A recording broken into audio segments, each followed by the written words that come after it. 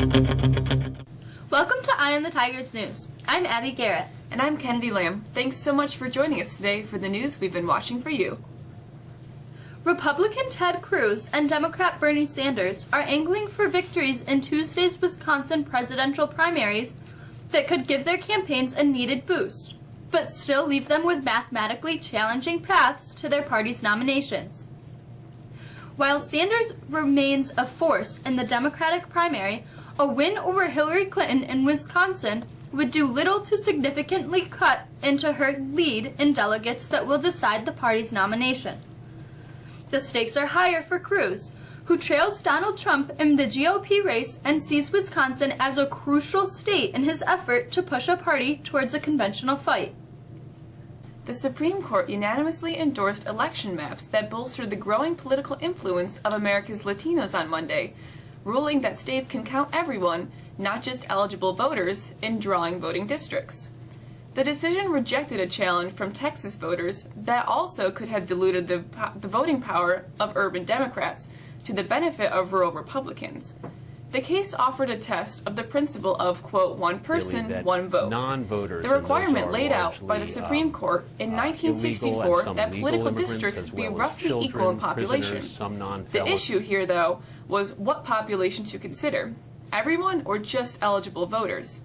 All 50 states used total population as their basis for drawing district lines, but the challengers said the rural state Senate districts in which they lived had vastly more eligible voters than urban districts, making their votes count for less in violation of the Constitution. The Treasury Department announced a new package of rules Monday aimed at making tax inversions, defined as when U.S. companies move abroad for lower tax rates, less financially appealing. The new regulations, the third round that Treasury has put forward on inversions, seek to limit internal corporate borrowing that shifts profits out of the United States. Tax inversions have sparked a political outcry. Last November, drug companies Pfizer and Allergan announced a $160 billion deal that could save New York-based Pfizer hundreds of millions of dollars in U.S. taxes annually by moving its headquarters for tax purposes to Ireland, where Allergan is based. An Amtrak passenger train was going 106 miles per hour in a 110 mile per hour zone when it struck a backhoe sitting on the same track, killing the backhoe supervisor and a track supervisor, federal and local officials said Monday. The engineer applied the emergency brakes 5 seconds before impact, the National Transportation Safety Board said late Monday. No one on board was killed, although more than 30 passengers were injured. Videos showed construction equipment on the track and a contractor's equipment on an adjacent track before the crash Sunday morning. Work crews were scheduled to be interviewed on Tuesday. The first migrants and refugees arrived back in Turkey from the Greek islands of Lesbos and Chios this morning as a part of a new plan to limit migration to Europe. The migrants and refugees, heading in the opposite direction from what they had hoped, were escorted onto small ferries and taken to ports on the Turkish coast. The first arrivals were taken to tents for registration and health checks. Turkey and the European Union agreed last month that migrants who arrive in Greece from Turkey illegally, after March 20th, will be returned to Turkey unless they qualify for asylum. For every Syrian turned back, a Syrian refugee will be sent from Turkey to the EU. Today marked the first official day for the transfers. U.S. naval forces in the Arabian Sea seized a shipment of weapons that the United States believes was sent from Iran and was bound for rebels in Yemen, the Navy said. The patrol ship USS Sakaro intercepted and seized the shipment hidden aboard on March 28th. The ship and its crew were allowed to sail on after the weapons were seized. The Navy said it was the latest in a series of illicit weapon shipments which the United States believes originated in Iran. Yemen continues to be a training ground for terrorists hostile to the United States and its allies.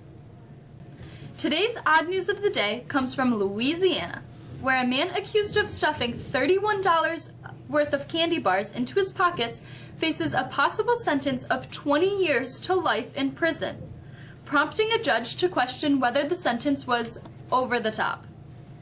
Orleans parish prosecutors chose to charge Jacobia Grimes, 34, under a statute that boosts the alleged candy theft to a felony. The law applies to people who have been convicted of theft of goods at least twice. Grimes has 5 prior theft convictions, making him a quad offender under the state's habitual offender law. We got our day started with heavy coats and winter hats as temperatures were in the single digits. It's April, right? Here's Justice with our forecast.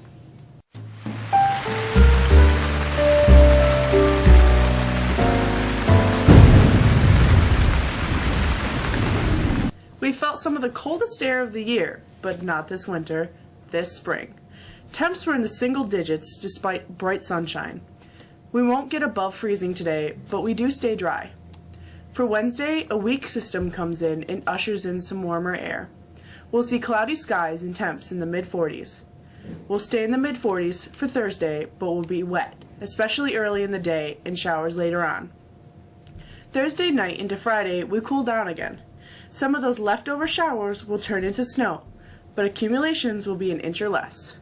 We're cold again on Friday and into the weekend. Both weekend days are only in the 30s. Any relief in sight? Maybe. Early indications show that beginning next week we're back in the upper 40s. We'll have to grind and bear some unreasonably cold weather for a little while longer. That's the forecast. I'm Justice.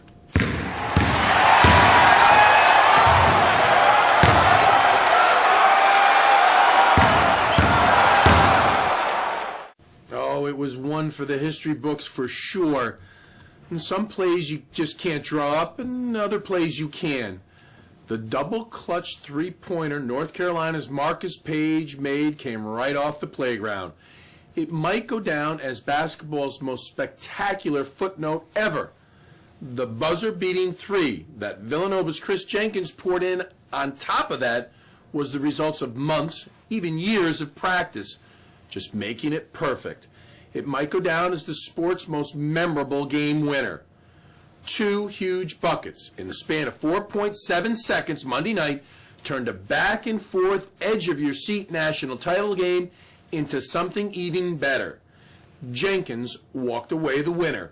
His 3 at the buzzer, 2 steps behind the arc, and with a 6'9" defender flying in his face, gave the Villanova Wildcats a 77-74 victory and its 2nd national title in program history. Speaking of national titles, the Syracuse women's basketball team will look to make history tonight when it faces college basketball royalty in the Connecticut Huskies. UConn has their own storied history. They are an overwhelming favorite to win a 4th consecutive title, a feat never seen before in women's college basketball. Of course, this is UConn's 11th title game, and they've won each of the 10 previous that they've played. But Syracuse is a hot team right now, playing a swarming, pressing defense and out-hustling its opponents. The Orange are looking for some magic. The game's on ESPN, beginning at 8:30. Major League Baseball season is officially underway despite the cold temperatures. But of course, the Yankees and Red Sox were forced to postpone their openers from yesterday till today because of the bad weather. On Sunday night, the Mets lost their opener 4-3 to the defending world champions, the Kansas City Royals. Now, the Washington Nationals, they needed 10 innings to beat the Braves 4-3. That's it for sports. I'm Mr. Charbonneau. Thank you. The calendar shows that the 3rd quarter comes to an end on Friday, April 8th, with grades submitted by teachers next Tuesday. AP test takers are reminded of a meeting to fill out pre-administrative material. The meetings will be held Tuesday, April 12th at 7:30 a.m. and Wednesday, April 13th at 2:10 in the Hungerford Library. Yearbooks are now on sale, $60, and there are fewer than 100 left. Books may be ordered by going to jostens.com. And finally, sports physicals will be held in May. This physical will provide the student-athlete to participate in fall, winter, and spring sports for the entire 2016 and 17 school year. See Ms. Wallace in the nurse's office for paperwork and to schedule an appointment. That's it for us today. Thanks for joining us. I'm Kennedy Lamb. And I'm Abby Garrett. Have a great day.